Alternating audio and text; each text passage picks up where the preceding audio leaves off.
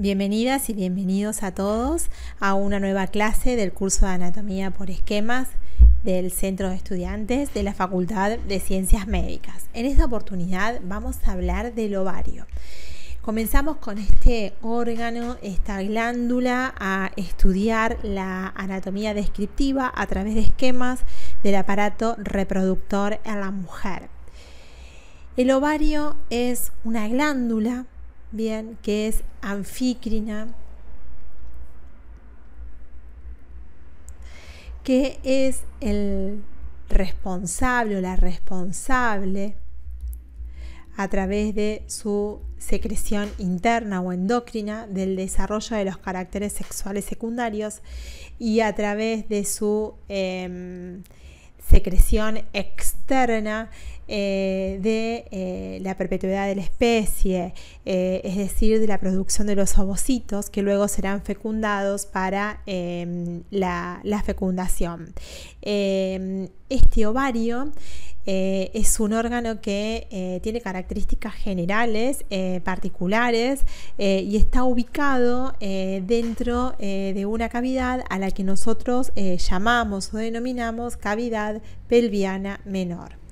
Bien, entonces, como siempre hacemos en anatomía, además de resaltar a través de los esquemas en estas clases las características generales que nos ayuden a memorizar, a interpretar, a comprender con sentido común el órgano, tenemos que hablar de algunas características que son macroscópicas y generales importantes.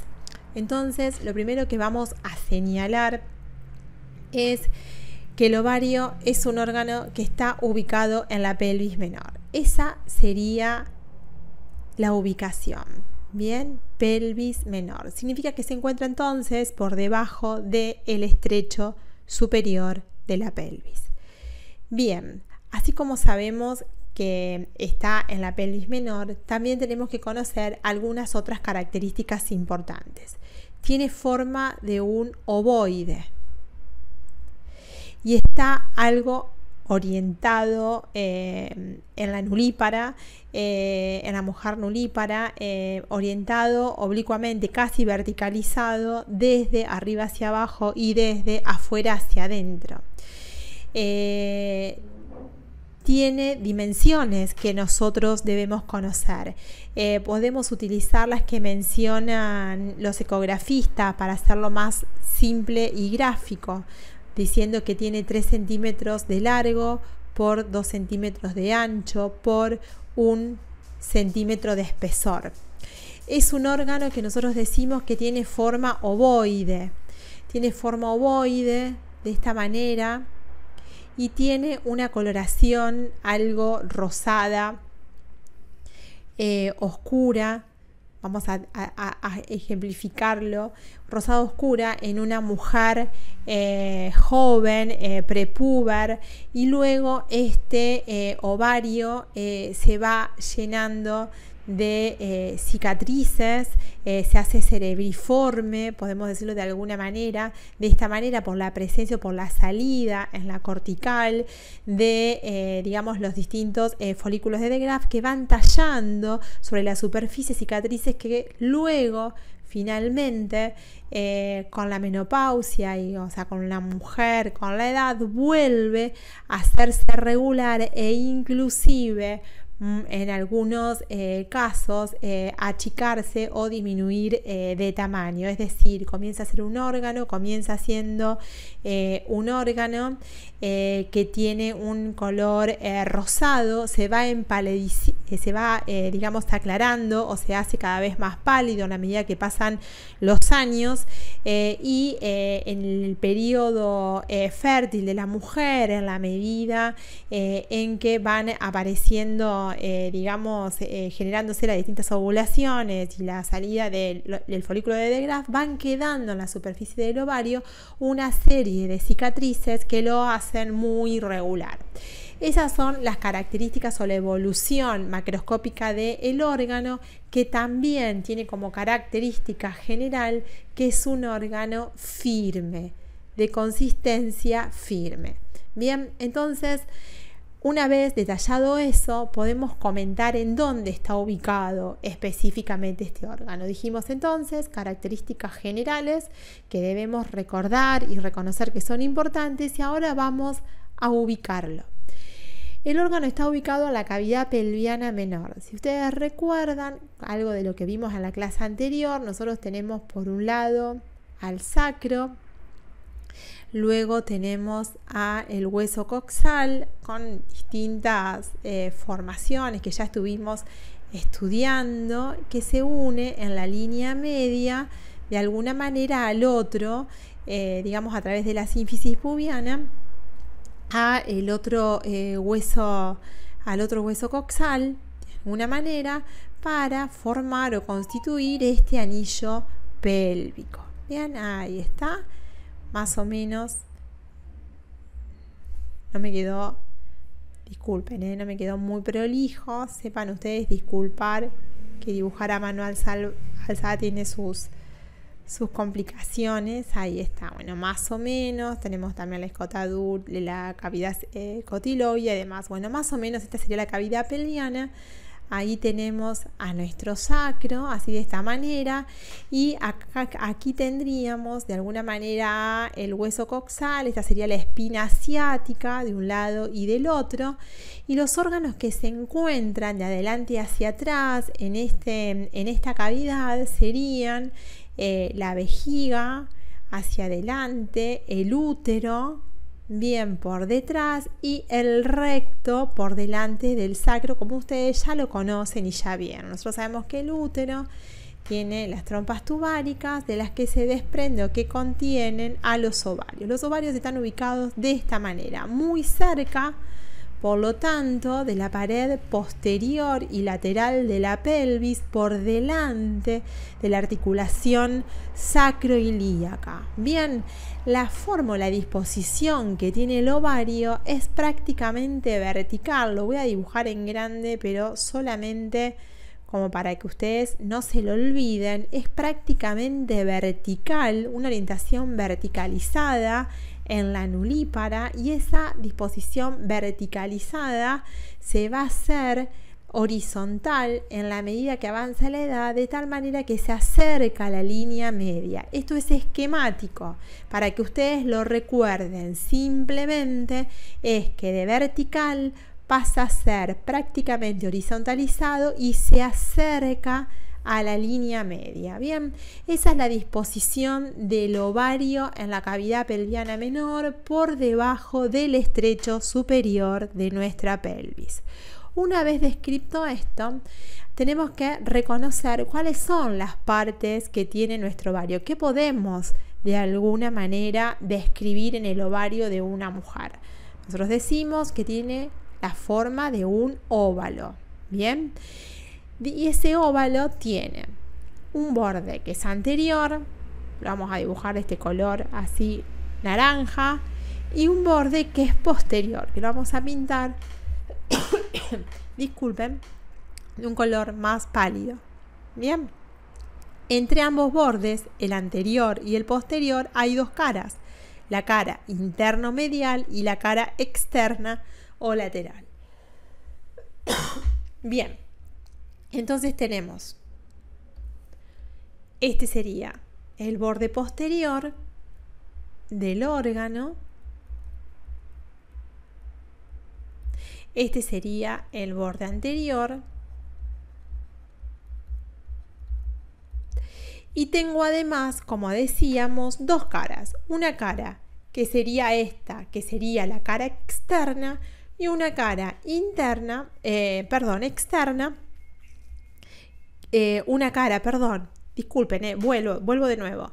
Esto sería, vamos a poner algunas referencias para no perdernos. Esto sería externo o lateral, esto sería interno o medial. Entonces, desde el borde anterior del órgano hacia afuera tengo la cara externa, y desde ambos bordes hacia adentro tengo la cara interna. Este espacio que tengo aquí está compartido por las dos caras. Es simplemente para que reconozcamos que tengo un borde anterior, un borde posterior y que tengo por lo tanto dos caras. Si yo a esto hago un corte y lo mirara en este sentido, en un corte axial, yo voy a ver de alguna manera el borde anterior del órgano, el borde posterior del órgano, ¿sí? Un borde anterior y un borde posterior.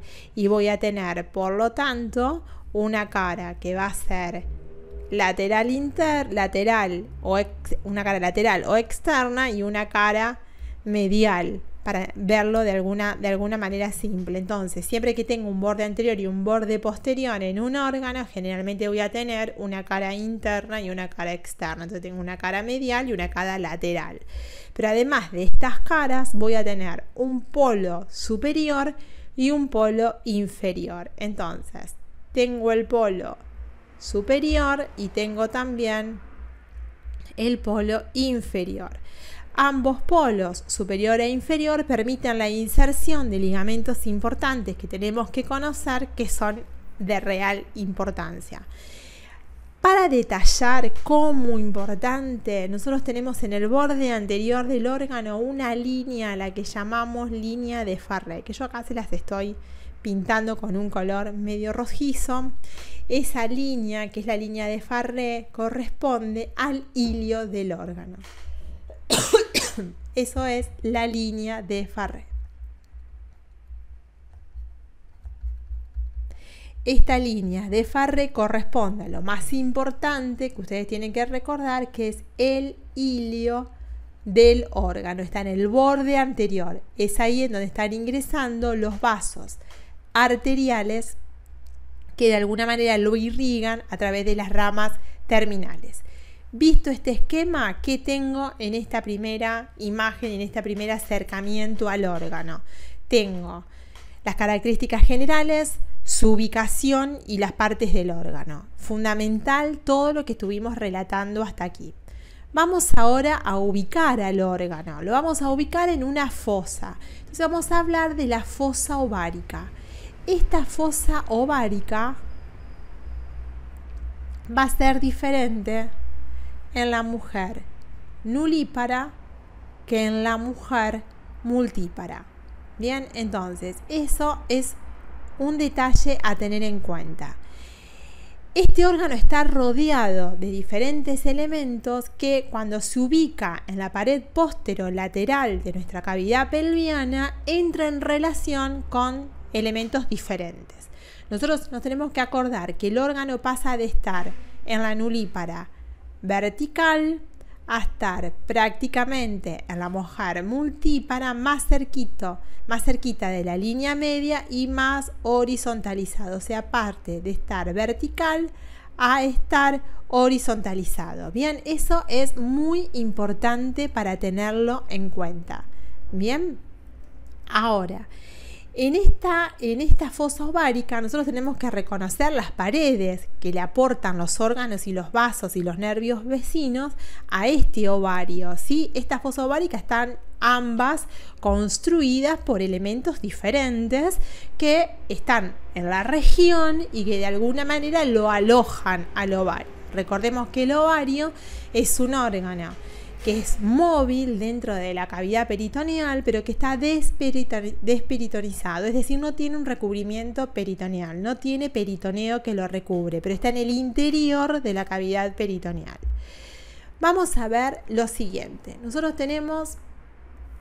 vamos a dibujar a la fosa, vamos a ubicar, digamos, los elementos que limitan en una nulípara la fosa ovárica, o también llamada fosa ovárica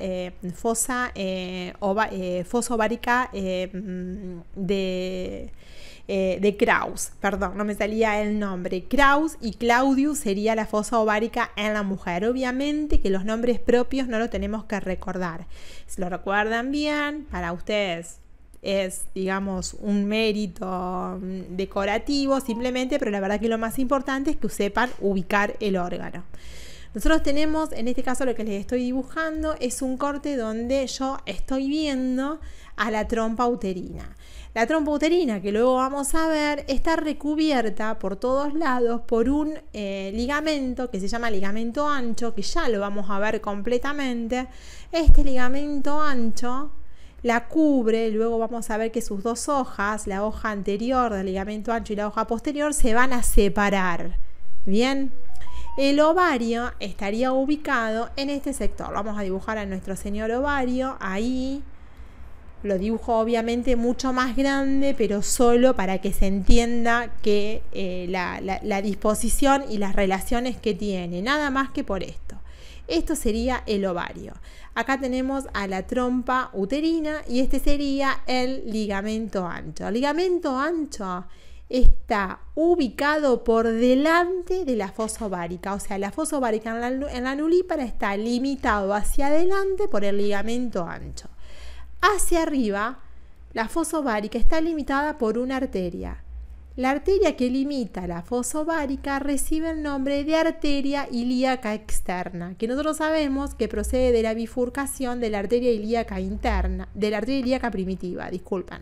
Entonces tengo, fíjense, vamos acá a pintar estas arterias para darle un marco, un mejor marco. Entonces tengo esta arteria que tengo aquí, esa sería la arteria ilíaca común o también llamada primitiva, que se origina de la bifurcación de la arteria aorta. Esta arteria sería la arteria ilíaca interna o medial o hipogástrica. La pueden encontrar con todos esos nombres: ilíaca, interna, medial o hipogástrica. Y esta sería la arteria ilíaca externa. Bien, entonces hacia arriba la fosa ovárica está limitada por la arteria ilíaca externa. Esta arteria ilíaca interna da origen a una arteria que recorre por debajo la fosa ovárica, que es la arteria umbilical. Ahí la dejamos a la arteria umbilical. Bien, vamos a ponerle el nombre para no olvidarnos. Esa es la arteria umbilical. Y junto con el vaso hipogástrico o los vasos hipogástricos, la arteria y la vena hipogástrica, nos vamos a encontrar con el recorrido de alguien que hace todo un tránsito hacia adelante para llegar hasta la vejiga, que es el uréter. Bien, el uréter, aquí lo tengo, lo vamos a poner acá, limita por detrás, junto con los vasos hipogástricos, a la fosa ovárica. Ese sería el uréter. Bien, uréter, arteria umbilical, vasos ilíacos internos, arteria ilíaca externa y ligamento ancho. Esos son los elementos que limitan la fosa ovárica, que estaría ubicada de esta manera. Y para recordar, si lo recuerdan mejor, como importante la presencia en el fondo de esta fosa de un nervio que recibe el nombre de nervio obturador. Si se acuerdan todo esto, ya saben, obturador, el nervio obturador. Bien, ya saben fosa ovárica en la nulípara. Vamos a ver en la multípara, que ¿qué dijimos en la multípara? Que había el ovario, se hace más horizontalizado y se acerca por lo tanto a la línea media. En la multípara ocurre lo siguiente. ¿Qué voy a tener yo en la multípara? Por detrás voy a tener al sacro. Vamos a dibujar al sacro. Este sería el sacro.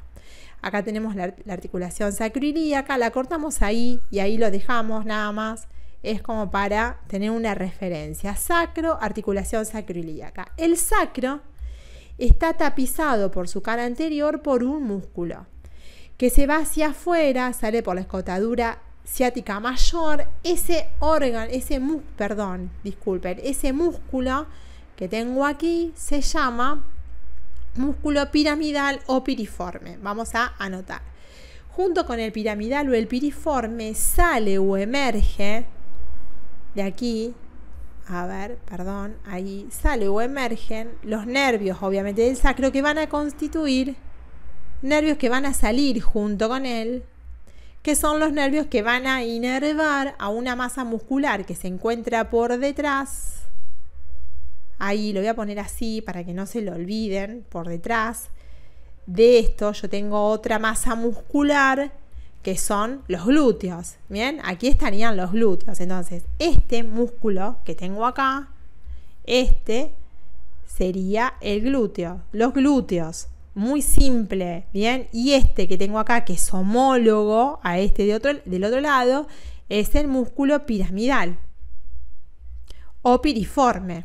Bien, junto con, digamos, estos vasos voy a tener también a la arteria que va a salir junto con el nervio por la escotadura ciática mayor. No nos importa tanto. Lo que sí quiero recalcarle y para que ustedes reconozcan es que por detrás, en la pared pelviana posterior, bien cerquita de la línea media, vamos a tener el ovario, que va a estar como caído en la cavidad pelviana, pero por dentro de ella, cuando se está horizontalizando, acercándose a la pared posterior y a la línea media. Esa es la idea. El ovario va a estar ubicado acá. Un ovario ahí y el otro ovario acá. Entonces, hacia atrás, ambos ovarios, ¿con quién se van a relacionar? Se van a relacionar hacia atrás y hacia afuera con el músculo piramidal, con las ramas del nervio ciático o el nervio ciático y con las ramas de los vasos, ya sean arterias o venas glúteas. Bien, con los vasos glúteos. Yo acá les pongo como un redondelito así y les digo simplemente que estos son los vasos glúteos. Bien, después estudiamos si quieren de dónde proceden cada uno de estos vasos glúteos. Bien, en la línea media ustedes ya saben, obviamente, que aquí estaría el recto. Bien, acá está el recto. Bien, y por delante del recto, acá tendríamos al útero. Bien, tenemos al útero. Y desde el útero hasta el sacro tenemos unos repliegues que contornean o que pasan laterales al recto, que son los repliegues o ligamentos úterosacros. Esto que tengo aquí son los repliegues o ligamentos úterosacros. Bien, esos ligamentos úterosacros limitan por dentro la fosa ovárica en una mujer multípara, y junto con estos repliegues úterosacros caminan algunos vasos hipogástricos, que yo se los señalo así, ramas de los vasos hipogástricos, nervios hipogástricos y el uréter. El uréter que desciende, que tiene que venir hasta la vejiga, ¿sí? Entonces tenemos los repliegues peritoneales que determinan el recorrido de los vasos hipogástricos y el uréter. O sea que tenemos uréter y tenemos vasos hipogástricos.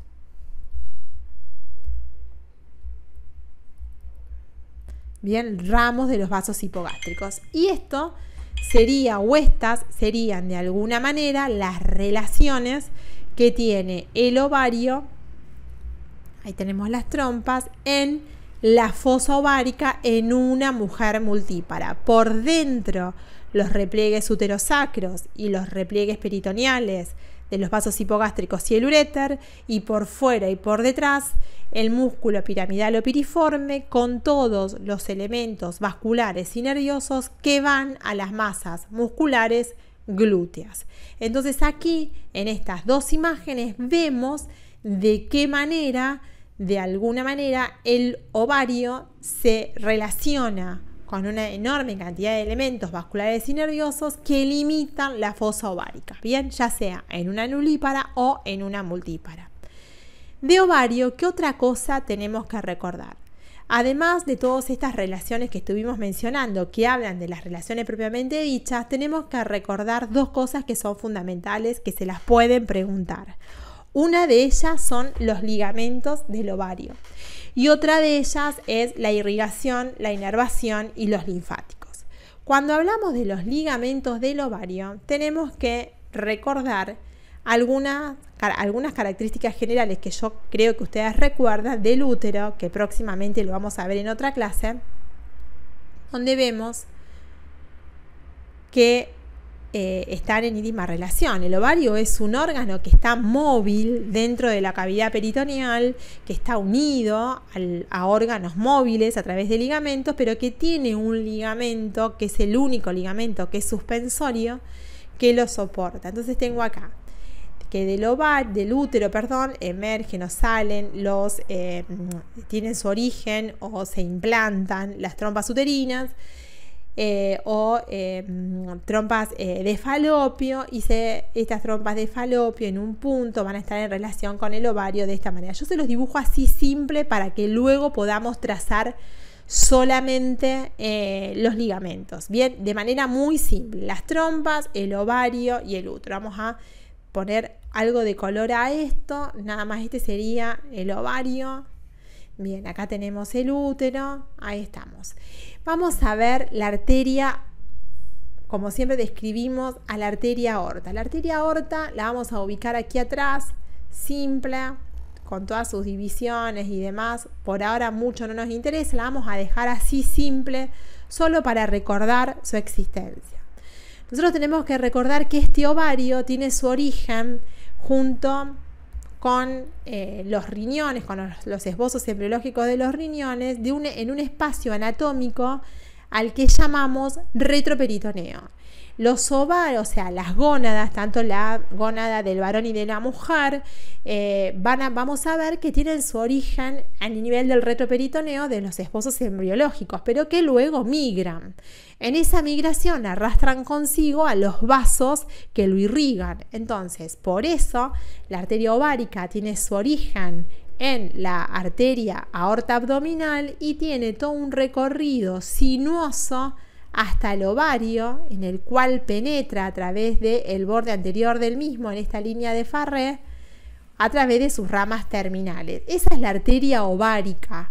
Bien, esa arteria ovárica llega consigo una serie de fibras tendinosas, fibrosas, con alguna que otras fibras musculares lisas, que ofician de un ligamento que se llama ligamento suspensorio del ovario, que es el ligamento más importante que tiene nuestro ovario, que es el que lo mantiene en posición, porque lo fija la pared posterior a nivel del origen de la arteria aorta a nivel del origen de la arteria ovárica en la aorta abdominal. Bien, todo esto se genera a nivel de los riñones, para que lo recordemos, nada más. No es que tenemos que saber riñones, simplemente recordar que nuestras gónadas tuvieron su origen a nivel de donde se encuentran los riñones, pero que tuvieron en su proceso de desarrollo que descender hasta encontrar su ubicación final, y en ese proceso arrastran consigo vasos. Bien, ese es el ligamento suspensorio, pero después el ovario tiene otros ligamentos. Ese ligamento suspensorio se fija en el polo superior del ovario, y desde el polo superior del ovario se extiende hasta el origen de esa arteria, o sea que llega al polo superior del ovario. Al polo inferior del ovario, tenemos otro ligamento que se extiende desde el ángulo lateral del útero a este polo inferior del ovario. Como va del útero al ovario, este ligamento recibe el nombre de ligamento útero-ovárico. Útero-ovárico. Bien, ligamento útero-ovárico. Y hay otro ligamento que se extiende desde la trompa, desde la trompa tuvárica a nivel de las franjas o de la franja ovárica al polo superior del ovario. Está ahí, va desde la trompa al polo superior del ovario. Yo le hago esta vueltita para que no se lo olviden, pero es algo mucho más cortito. Este ligamento recibe el nombre de ligamento tubo ovárico. Bien, y después tenemos otro ligamento, además de estos. Imagínense que el ligamento tubo ovárico lo une a un órgano que es un tubo, que es móvil. El ligamento útero ovárico une el ovario a un órgano que es el útero, que también es móvil. Por lo tanto, no es de gran ayuda para mantenerlo en posición. Por eso, por lo tanto, hasta ahora quedamos que este ligamento suspensorio es un poco el más importante. Ahora bien, nosotros tenemos, como yo les comenté hoy, que teníamos a la trompa ahí, que estaba incluida dentro de unas hojitas que eran las hojas del ligamento ancho, que ahora en un ratito lo vamos a ver en otra clase. El ovario se encuentra ubicado por detrás, a este nivel, como vimos, ¿se acuerdan? En la imagencita anterior. Desde el borde anterior, esto es anterior, esto es anterior y esto es posterior. Desde el borde anterior del ovario hasta la hoja posterior del ligamento ancho hay un meso. Ese meso fija la hoja posterior del ligamento ancho al borde anterior del ovario. Ese meso se llama mesoovario. Y ese mesovario también colabora en mantenerlo en posición a pesar de ser un órgano móvil. Entonces estos son todos los ligamentos que unen el ovario a las regiones vecinas, fundamentalmente pared y órganos, y son los que ustedes tienen que recordar. Y por último, para ir terminando con este ovario, vamos a recordar algo de su irrigación y de su inervación, que es sencillo, es corto, lo vamos a esquematizar. Nosotros tenemos el ovario. Tenemos además del ovario la trompa, ahí que está llegando, la vamos a dibujar acá simple, así, la trompa ovárica, ahí, la trompa uterina, perdón, el útero, ahí, vamos a dibujar ahí al útero, ahí está, el útero, la trompa y el ovario. Obviamente que sabemos que tiene distintos ligamentos, que no los vamos a dibujar a los ligamentos, pero solo no lo vamos a dibujar para no complicarnos tanto en el esquema. Bien, entonces tenemos útero, trompas y ovario. Bien, de manera simple. Vamos a dibujar a la aorta abdominal. La aorta abdominal, ahí atravesó el diafragma. Ya lo vamos a estudiar muchas veces a esto en segundo año. Vamos a dividir a la aorta en las ilíacas primitivas. Ambas ilíacas primitivas se dividen en ilíaca externa e ilíaca interna y ahí nos quedamos. Esta sería la arteria ilíaca interna. Bien, interna. Esta sería la arteria ilíaca externa. Nosotros ya sabemos que la arteria ovárica nace de la aorta. Esta sería la arteria ovárica o gonadal. Nace de la aorta, de las caras laterales de la aorta. Son dos arterias en pares, muy arrosariada, muy flexosa. Desciende caminando por el retroperitoneo. Pasa por encima de la arteria ilíaca externa. Nosotros no vamos a dibujar y vamos a sus relaciones, que la vamos a ver en otro momento. Desciende y llega hasta el ovario. Y en el ovario lo que hace es dar todas ramas terminales por el borde anterior del mismo que lo irrigan. Pero además da otra rama que se llama tubárica externa, que se anastomosa, lo voy a dejar acá y le voy a hacer como una pequeña cruz, que se anastomosa con otra arteria que viene de la uterina. Entonces, esa arteria que da la ovárica, antes de introducirse en el hilio del ovario se llama arteria tubárica externa. Bien, arteria tubárica externa. Y nosotros tenemos otra arteria, que es la arteria uterina. La arteria uterina, que son dos, obviamente, de un lado y del otro. Acá está este dibujo de una arteria y de la otra, la arteria uterina. La arteria uterina lo que hace es irrigar al útero, ¿no? Y da ramas para el cuerpo, ramas para el cuello, ramas para el cuerpo, que se llaman helicina, ya la vamos a ver. Y también da una arteria que yo la dibujo de este lado, pero en este caso iría para este otro. Así vamos a dibujar acá la arteria uterina acá. Bien, esta arteria uterina, luego de dar todas las ramas para el útero, da una rama que se llama tubárica interna, que es anastomosa con la tubárica externa y da ramas también al ovario. Bien, esta arteria que recibe el nombre de arteria tubárica interna, forma un arco tubárico a nivel de la trompa que irriga a la trompa en sí. Entonces está la arteria tubárica interna. Esta arteria tubárica interna irriga toda la trompa, así. Entonces da todas ramitas el arco que irriga la trompa. Obviamente esto va acompañado de venas satélites que van a seguir las venas a la ilíaca interna para formar luego la vena cava inferior, y otras que van a ser las venas gonadales, que van a terminar directamente en la vena cava inferior, que ya lo vamos a estudiar una enorme cantidad de veces.